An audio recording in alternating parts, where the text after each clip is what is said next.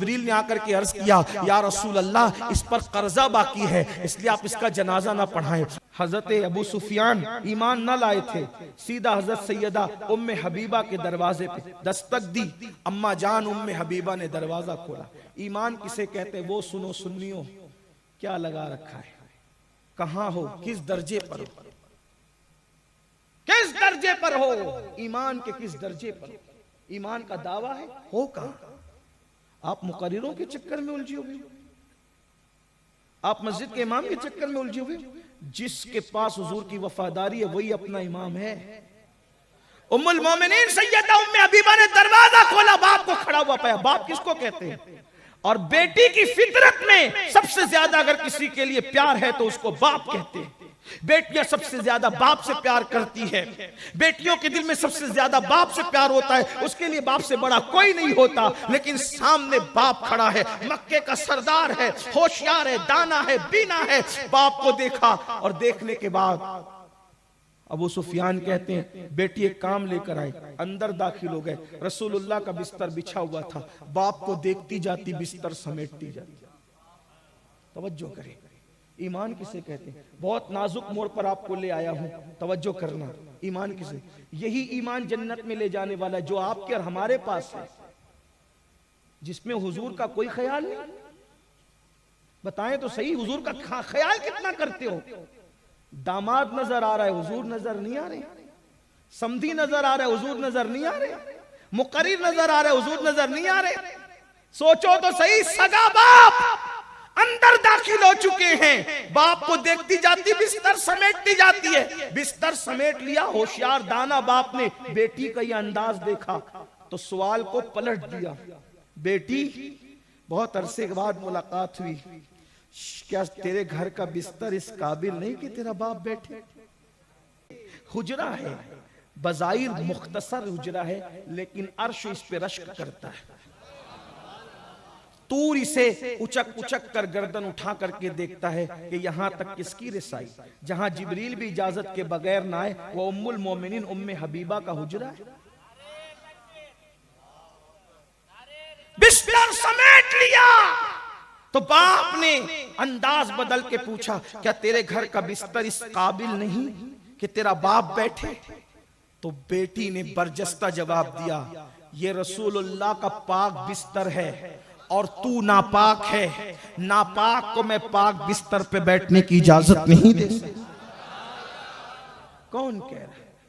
कौन कह रहा है? उम्मुल मोमिनीन सैयदा उम्मे हबीबा। एक बात गौर फरमाए, जो बाप नबी को अजियत पहुंचाए, उम्मुल मोमिनीन उस बाप के लिए बिस्तर नहीं बिछा रही है। और जो जिना जैसा गुना हुजूर के दिल को छन्नी करे, फिर वो मुसलमानों में क्यों है? जो नशा मुस्तफा जाने रहमत सल्लल्लाहु अलैहि वसल्लम को कब्र में बेकरार कर दे, फिर वो मुसलमानों में क्यों? नशा हमारा बाप तो नहीं ना। जिना वाला गुना माज अल्लाह, उससे हमारा रिश्ता क्या है? गाने गजले, उससे हमारा रिश्ता क्या है? सगा बाप है, सिर्फ हुजूर के ख्याल के लिए बाप को छोड़ दिया।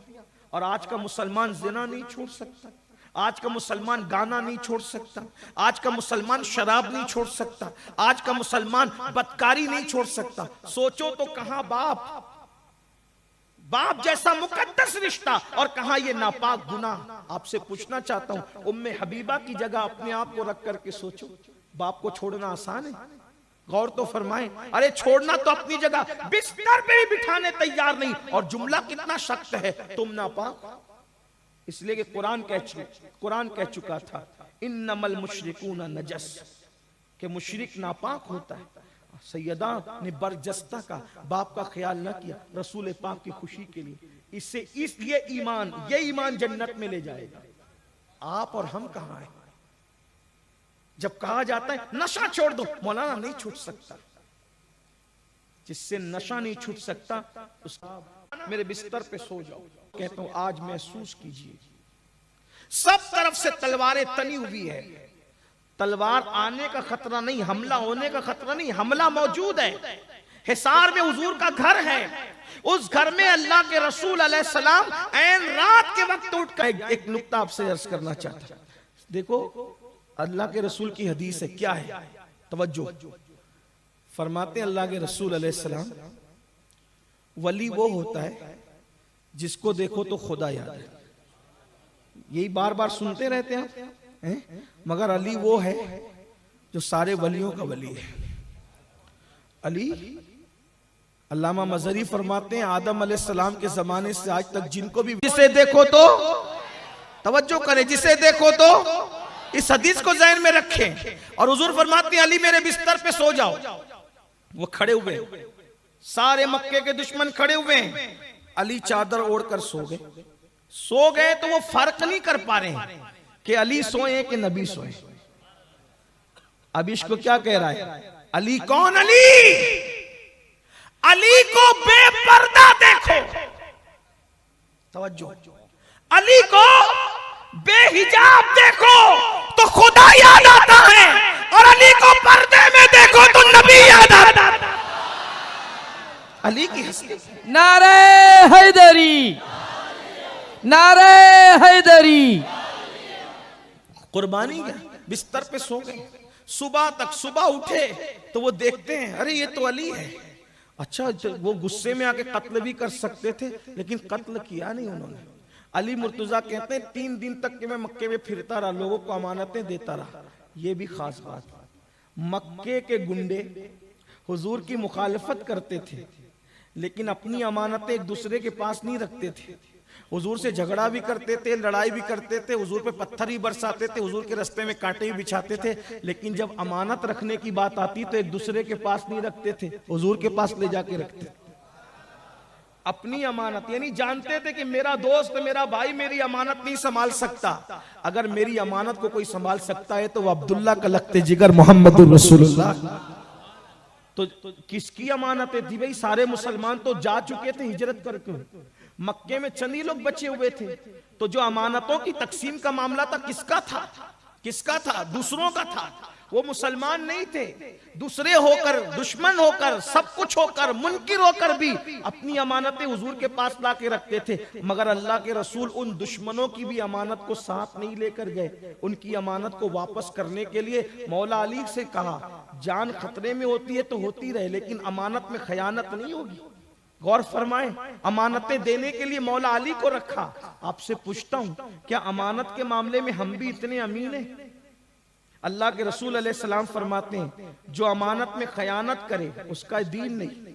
जहां अमानत नहीं वहां उसका दीन नहीं। आज मुसलमान के पास कोई चीज रख के देखो, मिलती है क्या?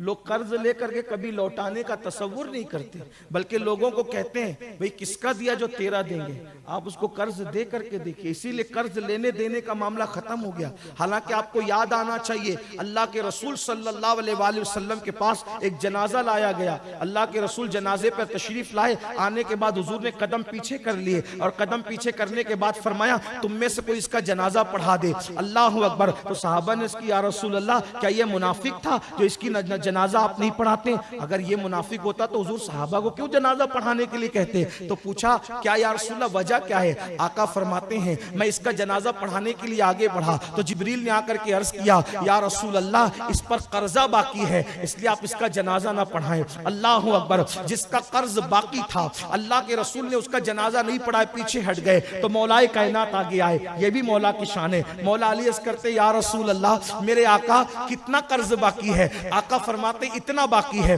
अल्लाह अकबर। मौला अली कहते, या रसूल अल्लाह, इतने कर्जे की वजह से ये इतनी बड़ी सआदत से महरूम हो जाए, मुझे गवारा नहीं। इसके कर्ज का जिम्मा मैं लेता हूं, इसका कर्ज मैं अदा कर दूंगा, लेकिन आप इसका जनाजा पढ़ा दीजिए। अल्लाह अकबर। ये मौला अली है। मेरे प्यारे आका अलैहिस्सलाम के प्यारे दीवानों, एक तरफ शान अली भी पता चल रही है, दूसरी तरफ कर्ज लेकर न लौटाने वाले का वबाल भी पता चल रहा है। कितने लोगों का ले लेकर के बैठे हो, देने के लिए तैयार नहीं। सुन लो, अगर कोई शहीद भी हो जाए और शहादत पा जाए, शहीद होने के बाद भी उसका कर्जा माफ नहीं होगा, उसके कर्ज के मुतालिक उससे पूछा जाएगा। मेरे प्यारे आका अलैहिस्सलात व तस्लीम के प्यारे दीवानों, ये अलग बात है कि उसकी सूरत ये होगी कि अल्लाह तबारक व तआला जिससे कर्ज लिया है उसकी रजा के लिए कोई सूरत पैदा फरमा देगा, लेकिन कर्ज बहरहाल कर्ज है।